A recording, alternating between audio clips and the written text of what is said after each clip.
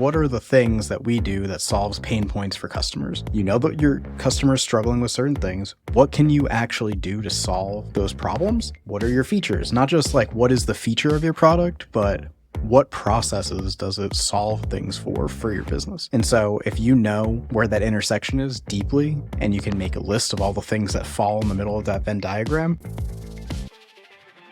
You're listening to the Content Head Podcast with me, Joe Michalowski.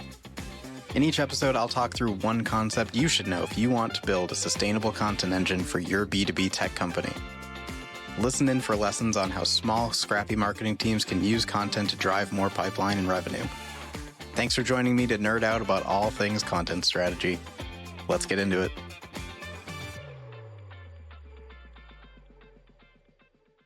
As I'm sitting down to record this, it's been about 2 months since I left my in-house content running job to agency life. And so this is the third time that I've been on the agency side. I'm really enjoying it and lots of lessons learned already.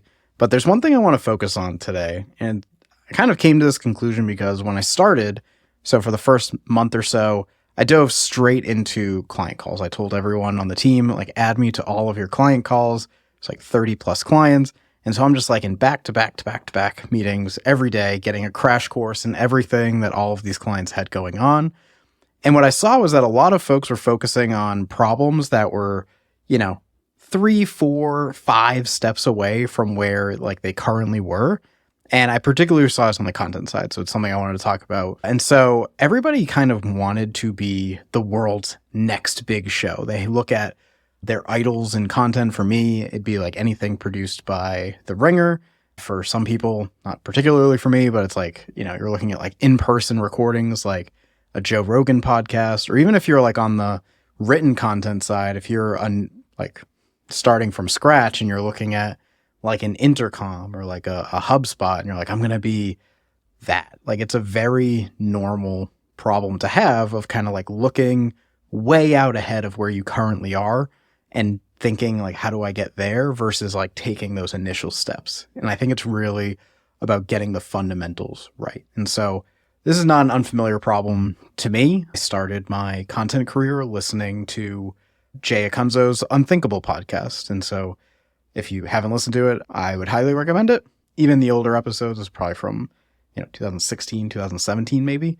But there are these like really inspirational stories about what great marketing and great content really are, and kind of like how you go about setting up an engine. Not an engine, but like really like setting up a function so that you are getting great stories out there and like really making an impact on your audience. And so that show was really invaluable to my mindset around content marketing. And I would highly recommend listening to that or really anything that Jay does now. But that show in particular was like very highly produced by Jay. Like I think it was a DIY kind of thing. I don't think he had a team or anything. But there was it was a narrative style show. There's a lot of editing. Like, it was definitely not like a beginner level show. And so what I want to talk about is that like before you can be great, before you can have like the Jay Acunzo narrative podcast or like HubSpot's like massive content scale or like, I don't know, insert your favorite content creator here. Before you can be great, you have to be willing to produce bad stuff probably. And that goes for every B2B company that thinks that they need to release the next great thing before they even move. And so here's an example, brings me right back to the issue that I've been seeing with my clients. So Jay talks a lot about differentiating your ideas, building a premise for your show. And so there's like these examples he'll provide very often about shows that do that. And one of them is Song Exploder, which I've never listened to, but I hear amazing things. And so their tagline is a podcast where musicians take apart their songs piece by piece, telling the story of how they were made. That is like a really cool premise. It is a solid show. And so you might think, how can I build the song exploder of my industry? Or, I don't know, when I was like just starting in marketing, everyone was talking about building the Uber for X. Like that was the kind of cliche tagline. And that was like the phase of marketing where Uber was kind of like productizing everything. And you were wondering like, how can we market like that and like be the Uber for an industry? But before you can build the song exploder of your industry, like maybe just try to build the muscle of getting an episode out the door. Because if you can't get like one episode out the door, regardless of the quality, because you're setting that bar so high because you're looking so far down into the future, good luck getting to, I looked it up, 267 episodes of Song Exploder right now. Guess like Green Day. And it's like, if you look back, like go listen to episode 1, see if it was as good as episode 267. Because I just would find it hard to believe that it's been at its peak since day 1. And so this is why I think most content programs have a problem with fundamentals. You want to figure out the logistics of building an in-person studio for tens of thousands of dollars, but you struggle to even get like a Riverside recording out the door. Or outside of podcasting, you want to build like this hyper-designed on-page experience for this report that you build, and you look at it and you go, great, but like we never even thought about how to distribute it. Like you need to have your fundamentals right, and it's something that I want to push on all of the clients here at New North is like making sure that the content fundamentals are figured out before you start going down the road of like adding or more complexity or more like production value to everything. And so what I wanted to do is really just walk through like, I guess the 5 things that I would say are part of like content fundamentals. And so number 1, I'll say doing something is better than doing nothing. You can say crawl, walk, run. You can say perfect is the enemy of good, whichever like aphorism you want to say, however you look at it, just don't drag your feet trying to make everything perfect. I want everyone to kind of know that creating is the first step, getting anything out the door. Like you can, I don't know, edit your way to a good podcast if there are a lot of like mistakes in your first episode, but you can't do that if you didn't record one in the first place. So do something. It is better than doing nothing, and grow from there. Fundamental number 1, produce stuff, I guess. So fundamental number 2, good content starts with your customer. What are the challenges that matter most to them? What would help them get a promotion? How do you make your customer look good to their boss? How do you make the particular like person that you're selling to drive business results in their organization? If you don't know your audience deeply, your decisions just aren't going to make sense. So you need to know what makes them tick. And so that is fundamental. If you don't know these things about your audience, your content is going to struggle. So don't try to move down the road of building an in-house studio if you don't know what kinds of things matter to your customers yet. All right, fundamental number 3. I think content, to me, should always hit an intersection of customer pain points on one side and product capabilities on the other side. Everything that you are kind of building topics around, if, you know, like driving revenue, if like driving marketing results is your goal, should fall like in the middle of that Venn diagram. And so whatever your business sells, you want to look at it and say like, okay, like what are the things that we do that solves pain points for customers? You know that your customer is struggling with certain things. What can you actually do to solve those problems? What are your features? Not just like what is the feature of your product, but what processes does it solve things for your business? And so if you know where that intersection is deeply, and you can make a list of all the things that fall in the middle of that Venn diagram, your content's going to be on a way better foot than somebody's just kind of like spraying and praying, or, you know, keyword research for SEO. It's like a lot of people right now are really against it because it's like, oh, if you start with keyword research, like, do you really know the customer, or are you just chasing search volume?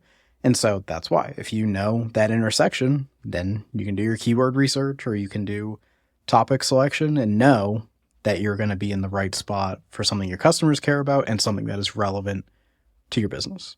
Fundamental number 4, lead with value, not your product. I think this is something that's been beaten to death by content marketers for, 15, 20 years. But your customers, like I said before, like what are their pain points? Like they want a promotion. They want better work-life balance. They want to gain status in their organization. They want to drive efficiency in their day-to-day. They want those things, not whatever it is you're selling. So it's like, I've never been a big fan of like the jobs to be done framework. Not that it's bad. I don't love using it as like a talking point, but I think it makes sense here. It's like, what's that old saying? It's like, don't sell them a drill, sell them a hole. So it's basically like sell them the end result. So if you're leading with what matters to them, help them achieve it. And then, by the way, like our product helps do that. Let us know if you want some additional support. That's a way better selling point than, hey, buy our thing. It does all these things for you. Do you want to buy it? Do you want to buy it? Get a demo. Hitting them over the head with the sales message is just anathema to content fundamentals, I think. And so my last one, content fundamental number 5, is to embrace tiers of quality, specifically for video content. I've seen many people kind of get bogged down in this idea that everything needs to be high value, high production. But not everything needs to be a Super Bowl commercial. Not everything needs to look like you spent $100,000 building out this like studio for what you're doing. Not everything needs an in-person shoot. And maybe this is the result of the pandemic, or maybe it's just a natural kind of occurrence. But like the bar for quality is getting lower. Like I don't know, go on TikTok or YouTube or whatever, and like the highest production value, like I don't know, look at like a Mr. Beast video, like huge production value, but you can find it for every Mr. Beast. There's hundreds of thousands, millions of people. I guess I said for every Mr. Beast. There's really only one Mr. Beast, but like for any like multi-million subscriber YouTuber or whatever, there's hundreds of thousands of people doing well and succeeding, building audiences with lower production quality. You can make that happen for, especially in B2B. Like there is a time and place for, for a while, LinkedIn, there was like this big trend of like walking videos. Some like Dave Gerhardt, like walking down the street with a phone, just like recording himself, giving a thought.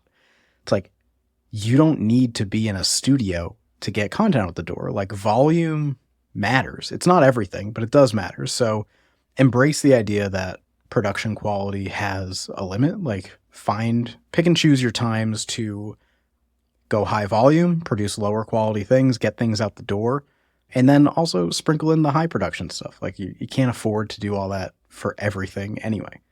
And so if you can embrace that and tie that to the other fundamentals, I think you'll be in a really good spot. And so those are my 5 fundamentals. I usually try to end these episodes with some like key nuggets, little takeaways. So if I had to kind of like wrap things up into like what I would love anyone to walk away with this from, if any of my clients are listening, what I want you to hear and remember is that the number one thing about building out a content engine that is going to support your business is to do things, move, produce stuff, create content, get stuff out the door.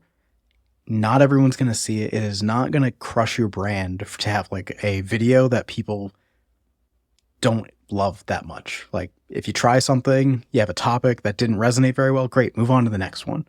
And so every great show or brand or creator or content function you've ever seen starts out with some level of garbage. You have to start if you're ever going to improve.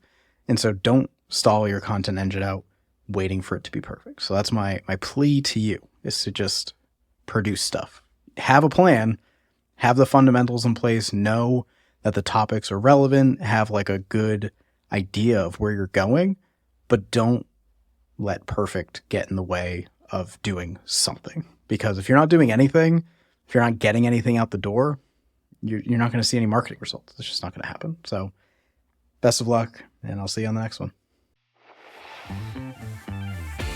Thanks so much for listening to this episode of the Content Head Podcast. One thing before you go, I'd love to hear your thoughts about today's topic. Send a note to contentheadshow@gmail.com and let me know what's on your mind. And if you liked the episode, be sure to follow Content Head wherever you listen to your podcast. I'll see you on the next one.